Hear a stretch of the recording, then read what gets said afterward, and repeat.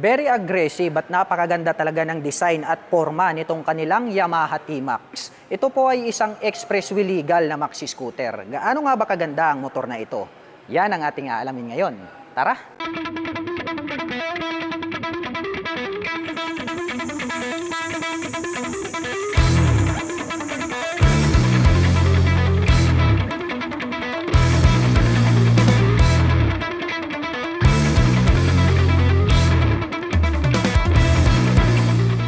Very aggressive ang dating nitong kanilang Yamaha T-Max 560. At ito po ay expressway legal na maxi scooter. Kaya kung balak nyong mag out of town at mas mabilis yung inyong biyahe, saktong-sakto ito para sa inyo. Napakaganda pala nitong kanyang headlight design, no? Very pointed po yung kanyang pagkakadesenyo. At ang very attractive para dito sa kanyang mga ilaw dahil ito po ay mayroong dual projector lights. Magkabila po yan. Kaya asahan natin na makakapagbigay po yan ng napakaliwanag na buga ng ilaw. At dito naman po sa bandang ibaba, nagkaroon po rito ng windlet, ang forma rin ng kanyang design. Sharp din yung kanyang edges. At dito sa bandang itaas, napakalapad po nitong kanyang clear visor. At ang kagandahan niyan mga ka-LM, ito po ay adjustable. So pwede po natin siyang i-adjust, depende po sa ating riding preparation. And then dito naman po sa bandang gitna, may nakalagay naman po rito na Yamaha, naka-intact po yan, black color. At ito pong kanyang mga side mirrors, no, napaka-forma rin dahil nga po nandirito na po siya located sa bandang harapan. Hindi po siya naka-install doon po sa kanyang handlebar. So parang big bike yung dating, no, yung mga racing edition. So silipin naman natin, dahon type naman po itong kanyang stock na side mirror. And then very durable din, cast iron po yung kanilang ginamit at ito po ay pwedeng i-adjust. At pagdating naman po rito sa kanyang side cover, very bulky tong part na to, sharp yung edges, napakamaskulado, two-tone color combination, matte black and then petrol blue yung kanyang color. At meron naman po siya ritong Yamaha emblem, very attractive sa ating mga paningin. Well, mapunta naman po tayo rito po sa kanyang front fender, sharp din yung edges, two-tone color combination, dark petrol and then matte black. At pagdating naman po rito sa kanyang front braking system, ito po ay equipped with dual rotor disc brake, rounded shape naman po yung kanilang ginamit rito. At ito po ay equipped with dual path caliper, may star design dito na silver and then yung body is matte black. Habang dito naman po sa likuran ay meron din po itong single rotor disc brake, rounded shape din po siya along with single path caliper na matte black. At ito pong kanyang mga mags is blue color, no? Napakaganda rin ng kanyang dating. At ang kanya pong sukat ng gulong rito po sa likuran, ito po ay mayroong 160 by 60 das 15. Napakalapad po nitong kanyang likurang gulong. Habang dito naman po sa harapan, ito po ay mayroong sukat na 120 by 70 das 15. So ito pong kanyang mga gulong napakalalapad na po. Ang kagandahan yan, pag malapad po yung inyong gulong sa harapan hanggang dun sa likuran, ay nakakapagbigay po yan ng added stability in any road condition. Well, dito po pala sa bandang gitna, nagkaroon po pala rito ng added reflector lights na bilog. At ito naman pong kanyang front suspension, ito po ay equipped with inverted telescopic fork mga ka-LM. Matte black yung color, very reliable yan. Maaasahan po natin yan in any road condition na talagang makakapagbigay po siya ng outstanding na bouncing performance. Well, silipin naman po natin itong kanyang fully digital meter panel display. Napakalapad din, no, para na po siyang tablet. Very attractive itong kanyang handlebar mga ka-LM dahil nga po ito ay naked type. Cast iron po siya. Unlike other motorcycle na mayroon po siyang cover. So para sa akin, very flawless yung kanyang dating. At pagdating naman po rito sa ating mga button selectors dito sa kaliwa, nandito yung kanyang passing light, turn signal selector, horn, may navigation menu tayo rito, and then meron pa rito sa bandang itaas. At ito, meron siyang nakalagay rito, no? Di ko alam, pero sa akin, sa tingin ko yan po is choke. Dito po sa kabila, meron naman po siya ritong engine kill switch, may mode selector, and then meron din po siyang hazard. Nandito naman po yung kanyang electric starter, at ito naman po yung kanyang front brake. Meron na rin po siyang adjuster. Ganon din po itong kanyang rear brake. So pwede po natin siyang i-adjust depende po sa comfortability ng ating kamay. And then dito naman po sa kanyang side pocket, buksan natin. Ayan. Very spacious naman siya mga ka-LM, nagkaroon ng partition dito sa gitna. Pwede po natin siyang i-remove para mas lalo po siyang lumuwag. So balik muna natin. At dito po sa bandang itaas, mayroon na po siyang integrated na USB charging port. So USB ready na po siya mga ka-LM. Gagamit ka lang ng charging cable, pwede ka nang mag-charge ng inyong mga gadgets like action camera, mobile phones. At pagdating naman po sa kanyang ignition, ito po ay equipped with smart keyless system. So remote na lang yung ating gagamitin para ka lang nanonood ng television. So very accessible na po siya. May nakikita tayo rito na nakalagay is seat. So siguro dito pwede rin po nating buksan itong ating underseat compartment, no, using this button. At dito naman po sa bandang gitna may nakalagay naman po rito na T-Max na badge. At dito po sa upper part na to nagkaroon po ng naka-emboss. So nandito po pala itong kanyang fuel tank. So ang kagandahan niyan mga ka-LM, ito po ay mayroong fuel tank capacity na 15 liters. So napakalaki rin itong kanyang fuel tank. Malayong malayo yung inyong mararating in just one full tank. And then tong naka-emboss na part na to mga ka-LM, sometimes pwede rin siguro nating maupuan to kapag malaki po yung ating rider.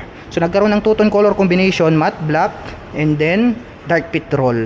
Ito naman pong kanyang fuel tip is silver. At dito naman po sa kanyang footrest, no, ang lapad din, rubber cover. Nagkaroon po siya rito ng footrest extension. And then maganda rin kasi nagkaroon siya rito ng touch ng silver. Ngayon naman mga ka-LM, subukan nating sakyan para malaman natin kung maluwag ba. Ayan, no. Very spacious din mga ka-LM kasi nga cover na cover niya itong aking paa. At pag halimbawa naman mga ka-LM, napapagod na tayo dahil malayo yung ating biyahe, ang kagandahan yan, mayroon po siyang footrest extension na kung saan ay pwede nating i-stretch itong ating mga paa. So lispatig po siya pagdating po sa mga malalayong biyahe. At ang atin pong Yamaha T-Max ay mayroon pong 800mm na seat height. Ngayon naman ay susubukan nating sakyan para makita natin kung gaano nga ba ito kataas. By the way mga ka-LM, naka-center stand po ito at ang aking height is just around 5'6". Tiptoe po tayo, kitang-kita naman. Pero masasabi ko, very comfortable po ito para sa mga tulad ko na 5'6" in height. So, baba muna tayo. Medyo may kataasan itong kanilang maxi scooter dahil talagang napakalapad. Dito naman po sa kanyang side cover, may makikita po tayo rito na T-Max nakalagay. Blue color po siya. So, 3D emblem siya mga LM ha. Yung color niya is nakaterno po dito sa kanyang blue na mags. The same yung kanyang color, metallic blue po siya. Then dito naman po sa bandang ibaba, nandirito naman yung ating pillion step para sa ating back rider. So aluminum naman po siya na silver yung color, so hindi po yan nagpipade. At nandirito naman po itong kanyang side stand. At equipped na rin po ito mga ka-LM ng side stand engine cut-off switch. Once po na naka-engage itong kanyang side stand ay hindi po tatakbo itong ating scooter. So meaning to say hindi po tayo madidisgrasya dulot ng side stand. At nasa gitna naman syempre ang kanyang center stand. At napakaganda nitong pagkakadesign ng kanyang engine, no? Itong kanyang cover may nakalagay naman dyan na Yamaha. At kitang-kita natin mga ka-LM, ito pong kanyang swing arm, napakalapad, napakalaki, matte black yung color. And then mayroon na rin po pala siyang integrated dyan na chain cover. Actually hindi siya chain cover mga ka-LM dahil belt po yung kanyang ginagamit. Kaya tatawagin natin siyang belt cover. At pagdating naman po sa kanyang engine specifications, ito po ay mayroong 562 cubic centimeter engine displacement. Naka 4-stroke, dual overhead cam, 4-valve spare cylinder. At nakakapag-provide naman po ito ng maximum power na 35 kW at 7,500 RPM. Habang nakakapagbigay naman po ito ng maximum torque na 55.7 Nm at 5,250 RPM. Napakalakas talaga ng kanyang engine power. So masasabi natin, very torquey po itong kanilang Yamaha T-Max. At ang isa sa mga gustong-gusto ko pagdating sa mga maxi scooter mga ka-LM ay ito pong kanyang mga upuan dahil nga sobrang lalapad at napakalambot. Very comfortable kasi siyang sakyan. Nagkaroon pa siya rito ng nakaumbok na part which is ito naman yung partition para sa ating rider at back rider. Yung kanyang stitches mga ka-LM premium, yung kanya naman pong pagkakatahi, very durable po siya. At ito naman pong kanyang integrated na grab bar, sturdy pills, makapal. So silver naman po, dark silver yung kanyang pagkaka-finish na parang metallic yung color. At dito po sa bandang dulo may naka-intact po rito na Yamaha in matte black color. At silipin naman natin itong kanyang tail light. Pointed din yung pagkaka-design. Nakita natin agad dito yung kanyang split na daytime running light na bilog. Integrated na rin po, included na rin po rito itong kanyang turn signals. LED na rin po siya.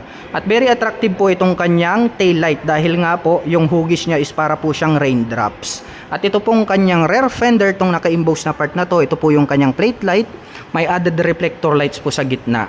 And then ito po yung nagsisilbing kanyang plate holder. Ito pong kanyang rear fender. Ang ganda rin ng pagkakadesign, no? Nagkaroon po siya ng mga butas-butas rito. Silipin naman natin itong kanyang stock pipe. Ang ganda ng kanyang muffler, mga ka-LM. Dahil nga po ito pong kanyang head protection guard is nagkaroon ng two-tone color combination.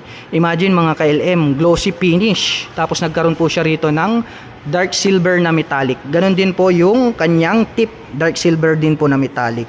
At nagkaroon pa siya ng additional na head protection guard na alloy. Nandirito naman po siya sa bandang ibaba. At ang mga base features na makikita natin dito sa kanilang Yamaha T-Max 560, ang kanya pong braking system ay equipped na po ng dual channel ABS. So mayroon po rito sa harapan hanggang doon sa likuran. Ang advantage naman po niyan pagdating po sa mga sudden stop ay hindi po maglalak itong ating mga caliper dito po sa ating rotor. So mapre-prevent po natin na mag-skid or masemplang itong ating maxi scooter. At bukod doon mga ka-LM, equipped na rin po ito ng traction control system. Ang advantage naman nun dito po sa bandang likuran is mayroon po ritong sensor na kung saan kapag na-detect niya po na mag-o-overlaps itong ating rear wheel ay agad niya pong pagpapantayin ang takbo or ikot ng gulong magmula rito sa harapan. Para maiwasan po natin na mag-overlaps ang mga gulong at maiwasan po natin na masemplang itong ating maxi scooter. So yun po ang kagandahan ng traction control.